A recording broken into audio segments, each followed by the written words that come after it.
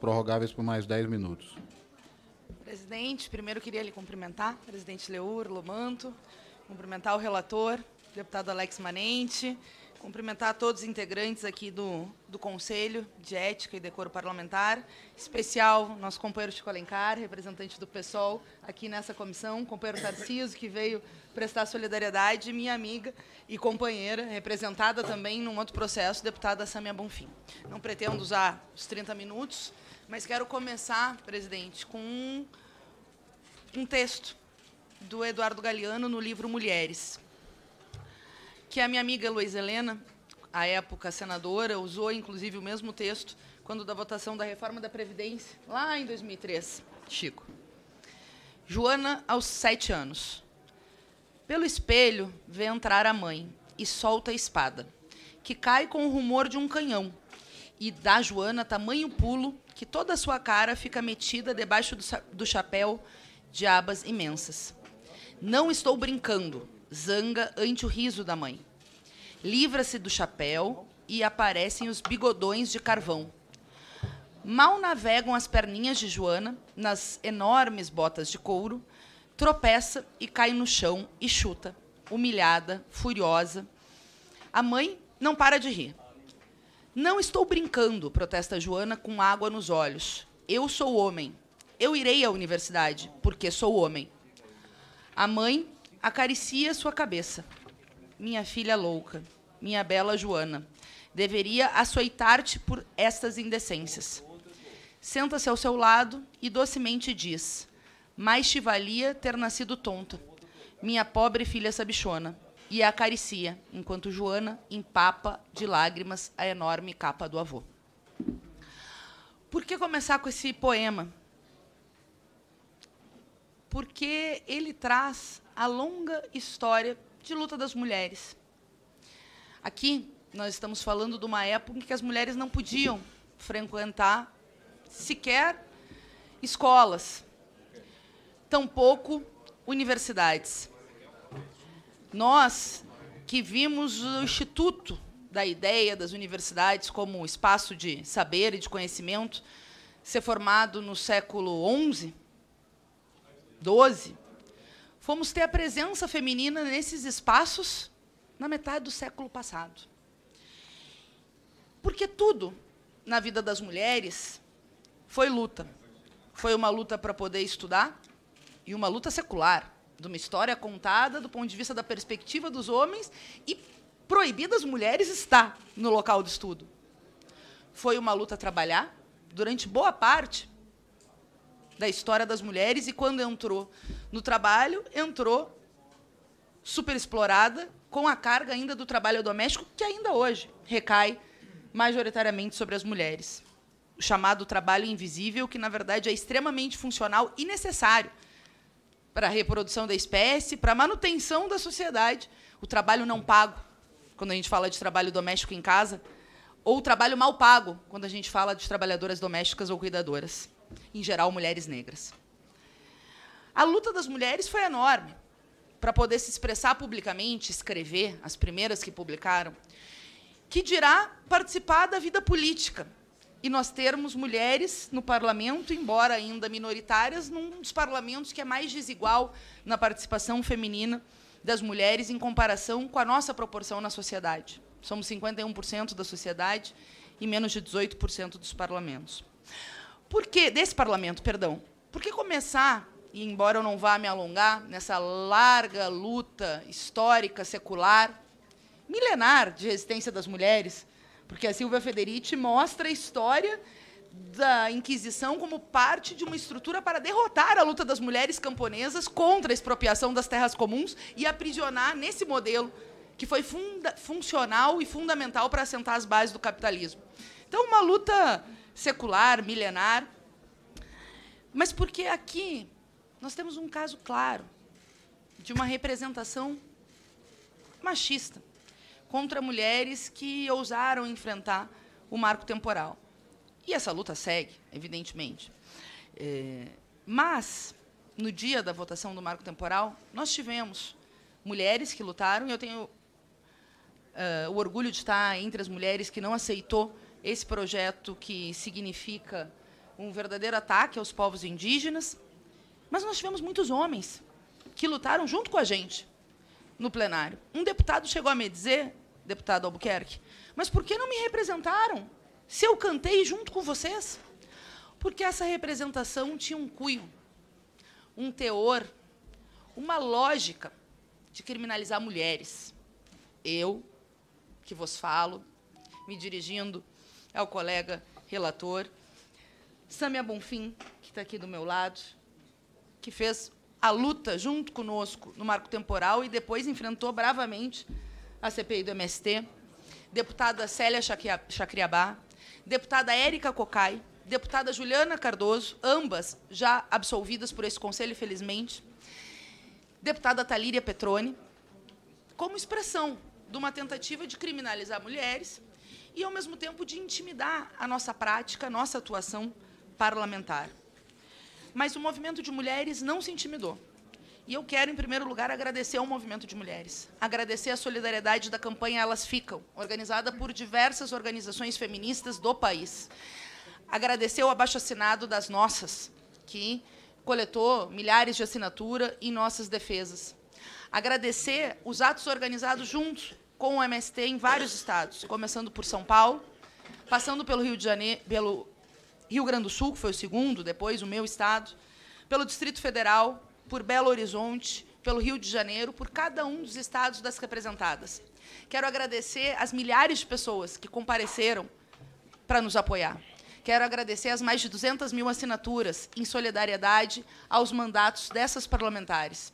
Quero agradecer essa latência e as pessoas que se preocuparam, os sindicatos que mandaram notas, entidades nacionais, aprovação de moções em congressos, que mostrou uma ampla mobilização e, ao mesmo tempo, que tenha sido um processo penoso. Nós já estamos há meses com esse processo. Comentava que, por várias razões, ele ficou para esse momento, mas que, óbvio, que no mínimo, um desperdício de tempo, né, quando a gente tem tantas pautas importantes para lutar em defesa do povo brasileiro, como aumento real de salário, como garantia para os servidores públicos, como garantia de recursos para a saúde e para a educação, como a luta para revogar o novo velho ensino médio. Tantas lutas que nós temos que fazer no Brasil, a gente fica com essa faca e essa representação no pescoço. E eu pensava hoje de manhã, conversando com a minha colega Sâmia Bonfim, sobre a necessidade da consciência tranquila, porque é evidente que é um processo político formado com uma lógica de criminalizar as mulheres, de violência política de gênero, e, óbvio, penoso para a gente ficar se defendendo e organizando essas campanhas que foram tão excepcionais, mas eu tenho a consciência tranquila. Mesmo tendo sido ruim todo esse tempo, e ter que enfrentar ainda isso no parlamento, eu comecei a lembrar daquelas que lutaram antes de nós, daquelas que lutaram durante muitos anos.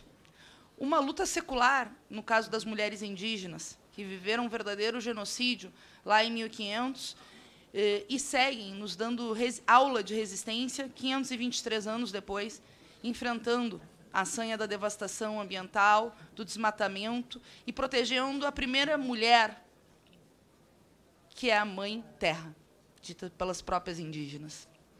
Eu lembro da luta de mulheres negras, como Dandara, que, junto com Zumbi e centenas de milhares de aquilombados, enfrentaram a barbárie que foi a escravização no Brasil. E, como mulher, esteve na linha de frente da luta pela libertação e contra esses crimes hediondos perpetrados contra negros e negras. De Luísa Maim, trazido à tona recentemente pela Escola de Samba Estação Primeira de Mangueira, no seu clássico Samba Enredo de 2019, para mostrar a história, que a história não nos conta, e resgatou essa personalidade, que teria sido fundamental e participado da Revolta dos Malês, da Sabinada, das lutas de resistência, além de ser mãe de Luiz Gama, um advogado abolicionista importantíssimo na história do nosso país. Me lembro de outras tantas que, infelizmente, perderam a vida nessa jornada.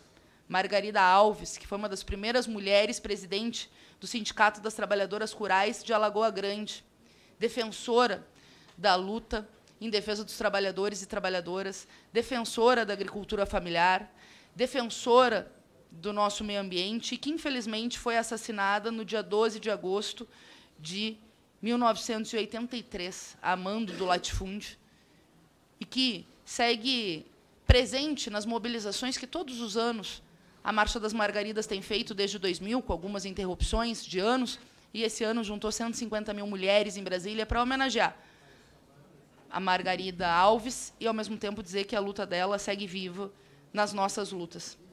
Se a gente pensar na história recente, outra de nós, roubada, interrompida, executada, Marielle Franco, foi colega do vereador Tarcísio no Rio de Janeiro.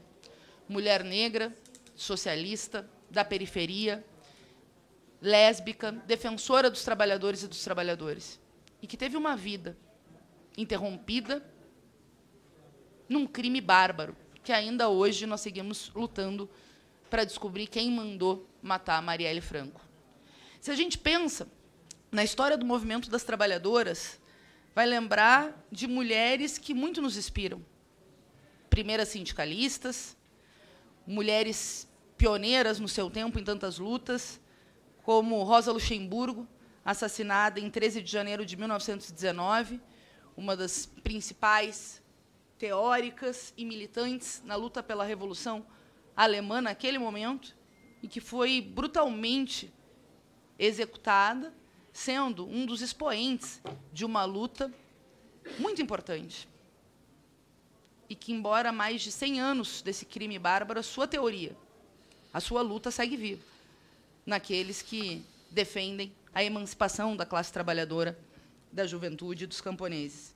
Se a gente pensar na história do Brasil, vai lembrar da Patrícia Galvão, famosa Pagu, homenageada esse ano pela Flip, que, além de escritora, militante, jornalista, foi uma ativista ímpar da luta em defesa das mulheres.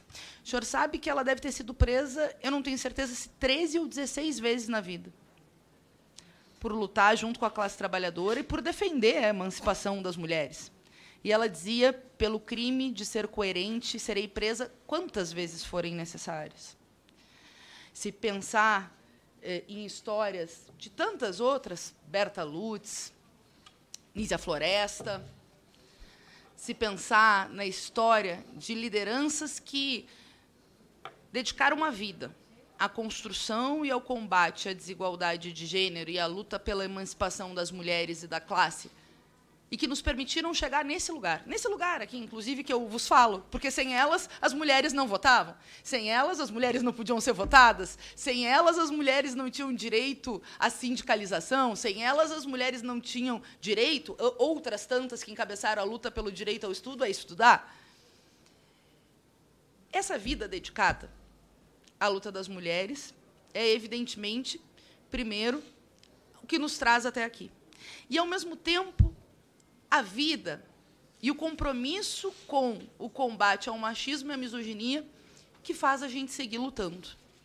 Lembrei também de Clara Zetkin, que foi fundamental no movimento de mulheres ao propor o 8 de março, lá em 1910, como Dia Internacional da Luta das Mulheres, e foi fundamental no movimento de trabalhadores, dizendo para os partidos da classe trabalhadora que tinha que ter um programa de defesa dos direitos das mulheres trabalhadoras, do direito à sindicalização, do direito ao voto, da emancipação das mulheres, e que foi fundamental, inclusive, ao alertar o nazifascismo que emergia na Alemanha, porque ela era parceira, companheira de longa data e, claro, acima de tudo, militante contemporânea da grande revolucionária Rosa Luxemburgo. Mas eu fiz todo esse preâmbulo para dizer que todos esses exemplos nos mostram que nós viemos de longe e nos mostram que a gente tem muito a conquistar.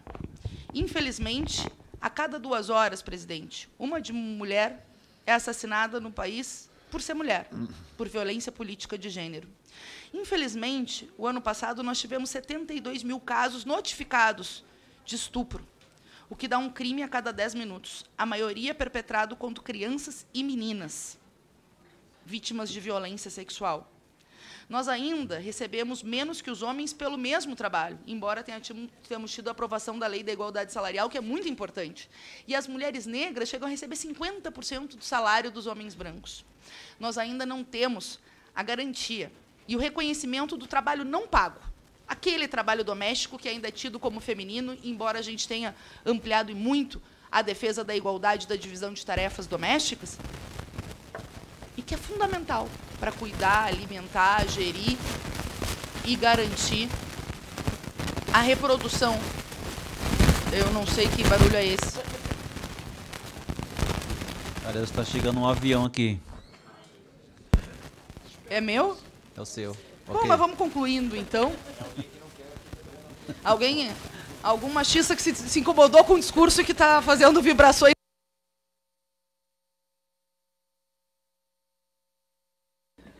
Venho para cá só para concluir, presidente, porque eu dizia algumas coisas que ainda são nossos desafios, né? No caso da política, eu falava, o Brasil é lanterninha da participação de mulheres nos parlamentos, comparado com vários países que conquistaram o direito ao voto 20 anos depois que o Brasil. Nós conquistamos em 1932, tem países que conquistaram em 1950, 54, 57, e que já tem 30% dos parlamentos com mulheres.